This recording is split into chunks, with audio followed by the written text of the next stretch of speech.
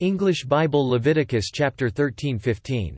The Lord said to Moses and Aaron, "When anyone has a swelling or a rash or a bright spot on his skin that may become an infectious skin disease, he must be brought to Aaron the priest or to one of his sons who is a priest. The priest is to examine the sore on his skin, and if the hair in the sore has turned white, and the sore appears to be more than skin deep, it is an infectious skin disease. When the priest examines him, he shall pronounce him ceremonially unclean.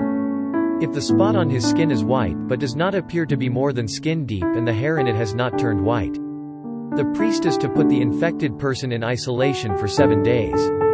On the 7th day the priest is to examine him, and if he sees that the sore is unchanged and has not spread in the skin, he is to keep him in isolation another 7 days.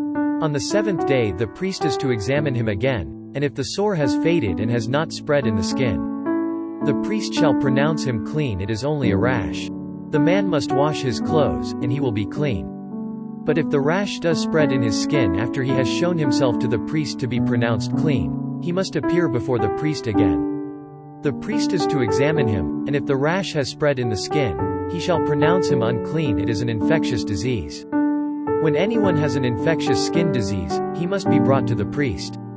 1. The priest is to examine him, and if there is a white swelling in the skin that has turned the hair white, and if there is raw flesh in the swelling, it is a chronic skin disease, and the priest shall pronounce him unclean.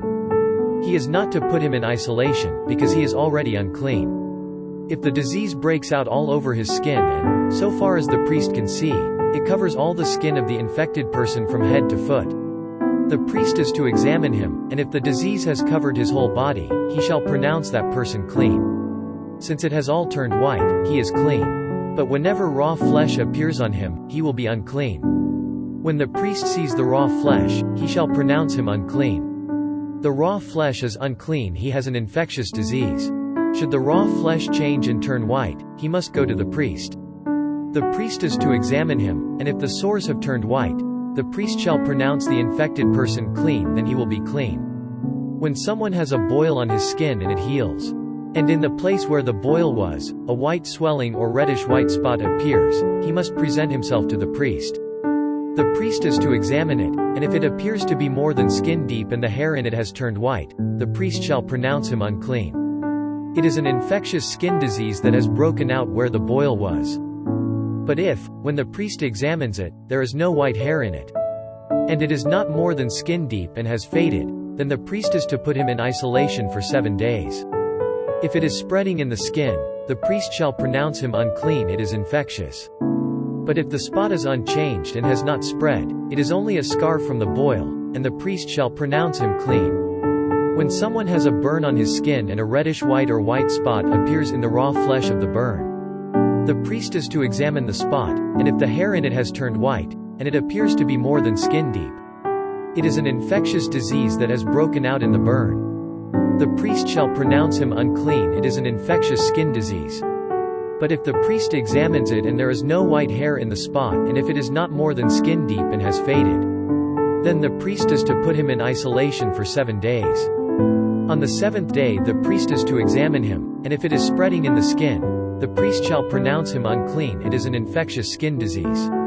If, however, the spot is unchanged and has not spread in the skin, but has faded, it is a swelling from the burn, and the priest shall pronounce him clean. It is only a scar from the burn. If a man or woman has a sore on the head or on the chin, the priest is to examine the sore, and if it appears to be more than skin deep and the hair in it is yellow and thin, the priest shall pronounce that person unclean. It is an itch, an infectious disease of the head or chin. But if, when the priest examines this kind of sore, it does not seem to be more than skin deep and there is no black hair in it, then the priest is to put the infected person in isolation for 7 days. On the 7th day the priest is to examine the sore, and if the itch has not spread and there is no yellow hair in it, and it does not appear to be more than skin deep, he must be shaved except for the diseased area, and the priest is to keep him in isolation another 7 days.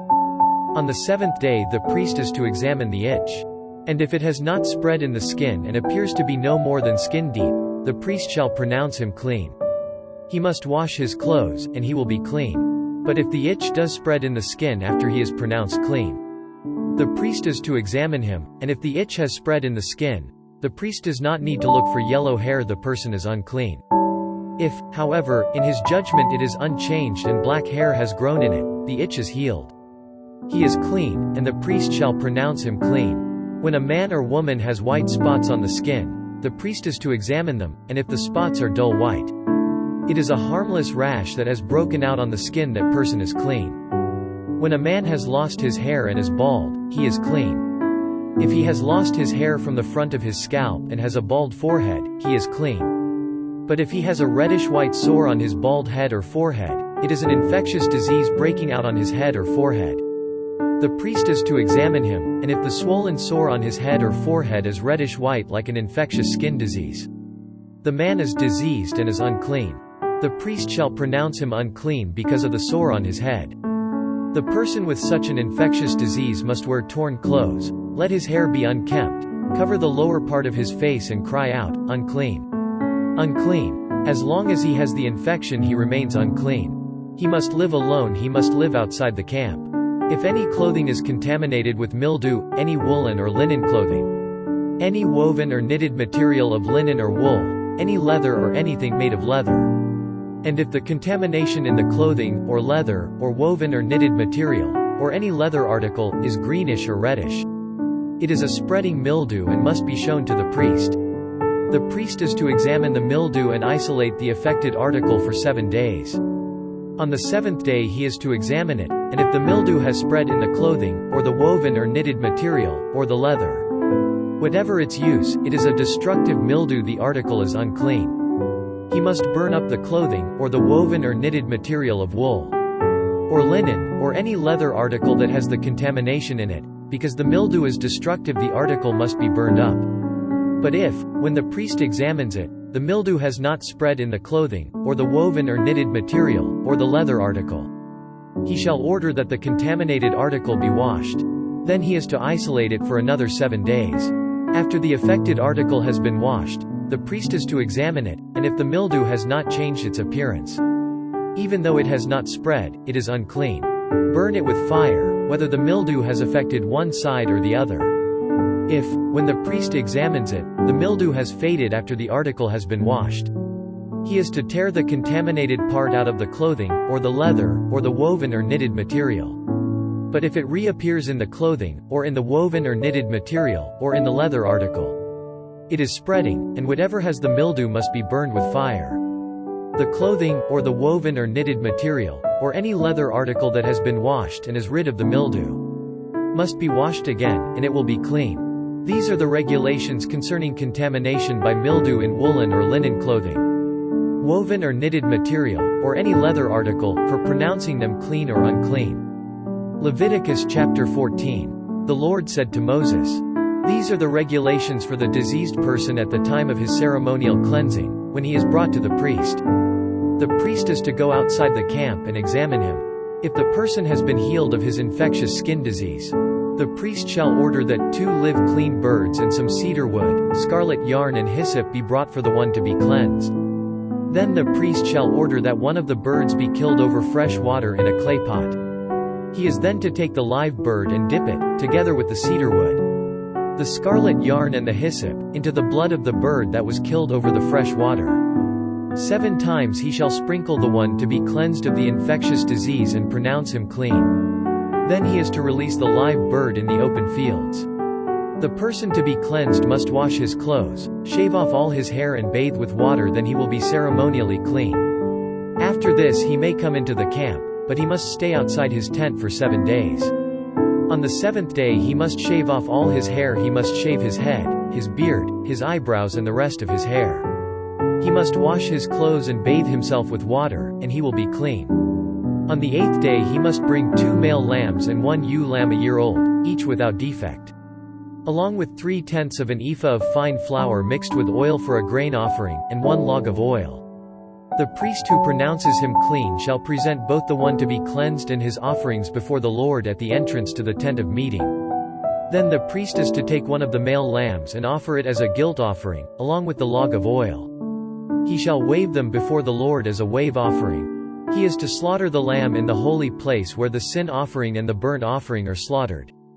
Like the sin offering, the guilt offering belongs to the priest. It is most holy. The priest is to take some of the blood of the guilt offering and put it on the lobe of the right ear of the one to be cleansed, on the thumb of his right hand and on the big toe of his right foot. The priest shall then take some of the log of oil, pour it in the palm of his own left hand. Dip his right forefinger into the oil in his palm, and with his finger sprinkle some of it before the Lord 7 times.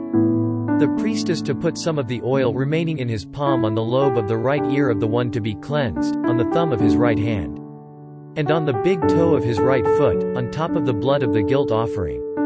The rest of the oil in his palm the priest shall put on the head of the one to be cleansed and make atonement for him before the Lord.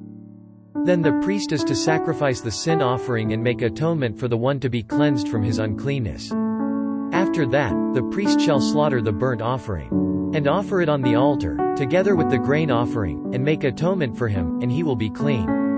If, however, he is poor and cannot afford these, he must take 1 male lamb as a guilt offering to be waved to make atonement for him, together with 1/10 of an ephah of fine flour mixed with oil for a grain offering, a log of oil, and 2 doves or 2 young pigeons, which he can afford, one for a sin offering and the other for a burnt offering.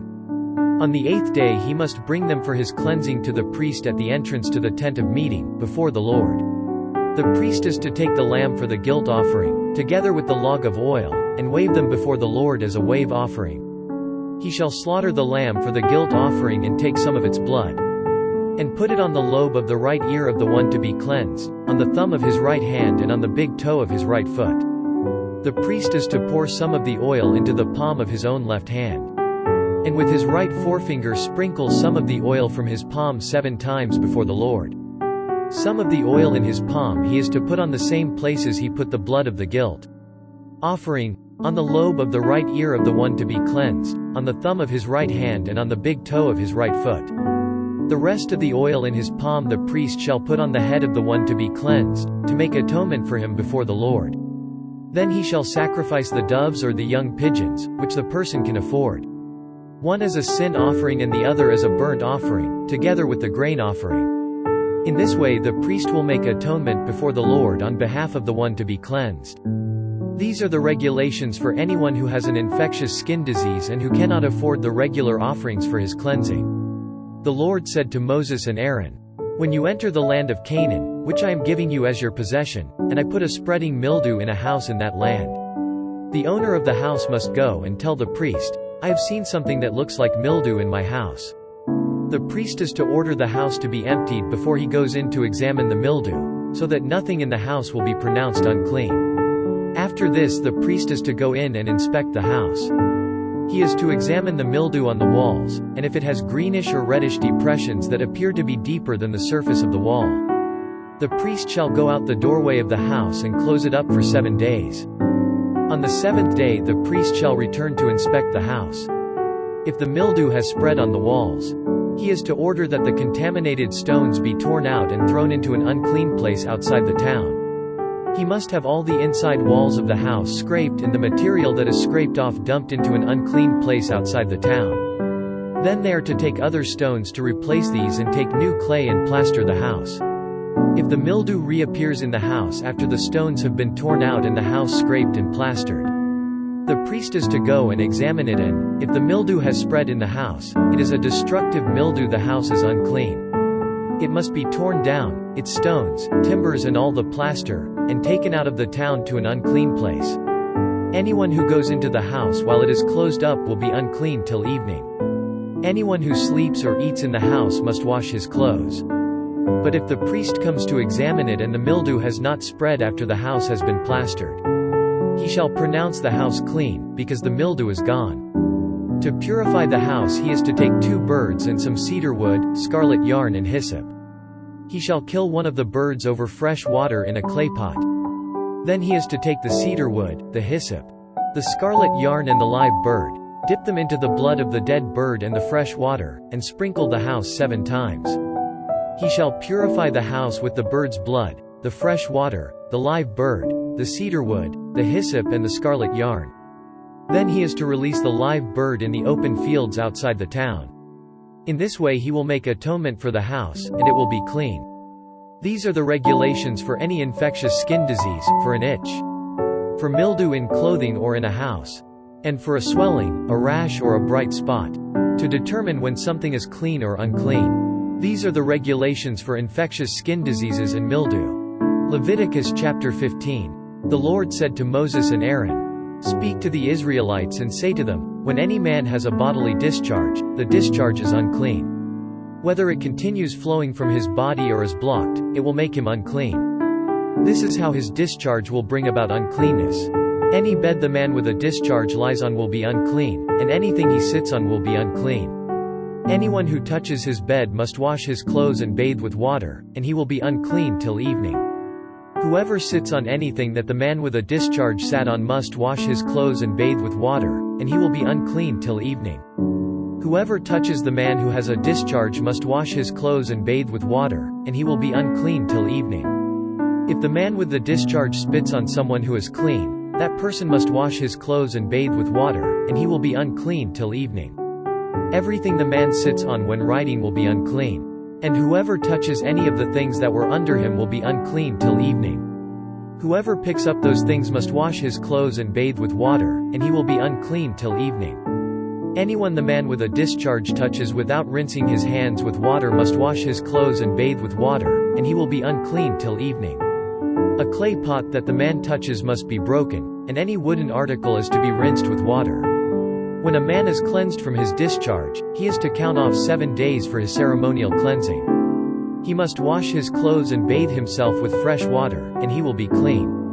On the 8th day he must take 2 doves or 2 young pigeons and come before the Lord to the entrance to the tent of meeting and give them to the priest. The priest is to sacrifice them, the one for a sin offering and the other for a burnt offering. In this way he will make atonement before the Lord for the man because of his discharge. When a man has an emission of semen, he must bathe his whole body with water, and he will be unclean till evening. Any clothing or leather that has semen on it must be washed with water, and it will be unclean till evening.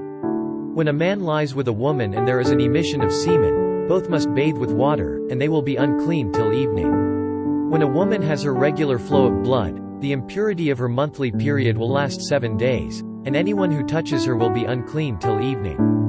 Anything she lies on during her period will be unclean, and anything she sits on will be unclean. Whoever touches her bed must wash his clothes and bathe with water, and he will be unclean till evening. Whoever touches anything she sits on must wash his clothes and bathe with water, and he will be unclean till evening. Whether it is the bed or anything she was sitting on, when anyone touches it, he will be unclean till evening. If a man lies with her and her monthly flow touches him, he will be unclean for 7 days. Any bed he lies on will be unclean.